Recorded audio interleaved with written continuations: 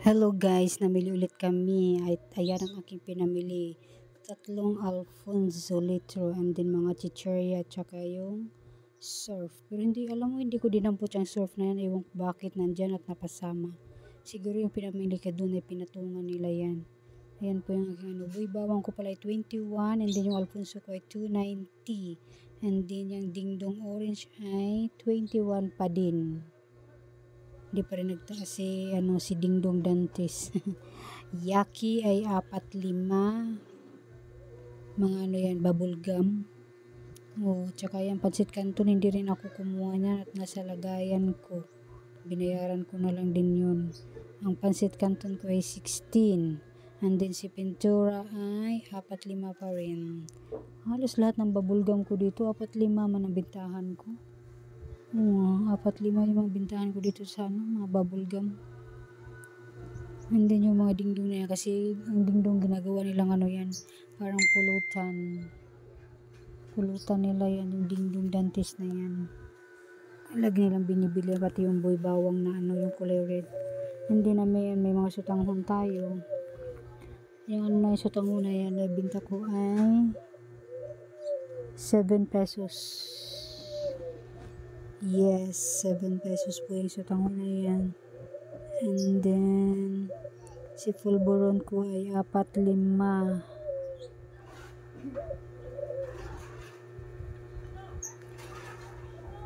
Ang dami niyang na yan, yung 15 piraso po ata yung ko.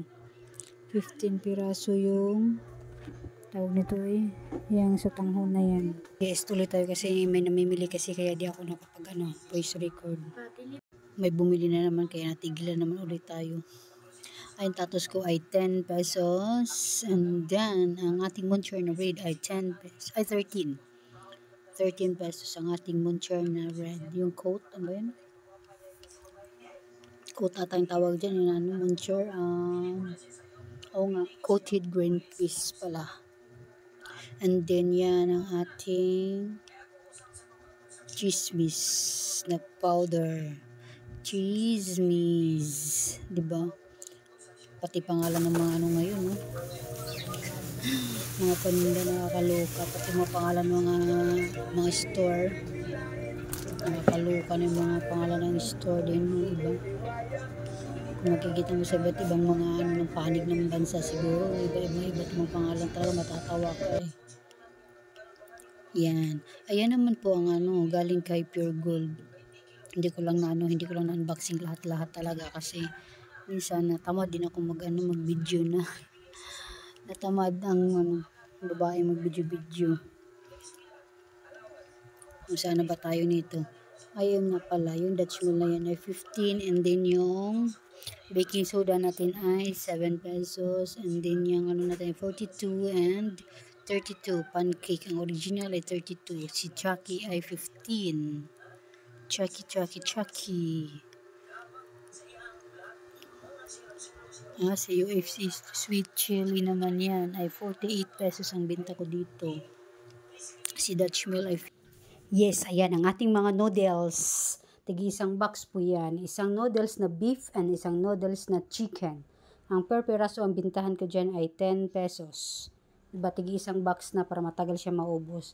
Pero pa rin, nakabalot pa rin ng per 5 peraso ata yan. Yan, binabalot nila. And then, ayan po ang aking mga Nissin ramen and pancit canton na 16 pesos pareha sila. Dinisplay ko na yan bago ako nag-video kasi nalubat yung cellphone ko. Kaya na-display ko na yan. And then, yan, iniisip ko na, tsaka ko na lang i-video pag na-display na. Ayan, display diba punong-puno ang ating mga Nissin ramen at tsaka pancit canton. And then, ang ating mga noodles, mamaya i-display ko yan sa taas. Ayan pala yung bulalo at saka batchoy, 17 pesos bintahan ko. And then UFC na gravy, kasama yan doon. Ang UFC gravy natin ay 11 pesos, kasama yan sa isang box. Yun nga, sinabi ko, na-display ko na kaya, tsaka ko na lang binidyo. Na-display ko na lang sila, yan na lang natira, yung noodles na yan. And then, i-display ko yan doon mamaya sa taas. Meron akong lagayan ng mga noodles, para para hindi kalat ba, kaya ilalagay ko yan doon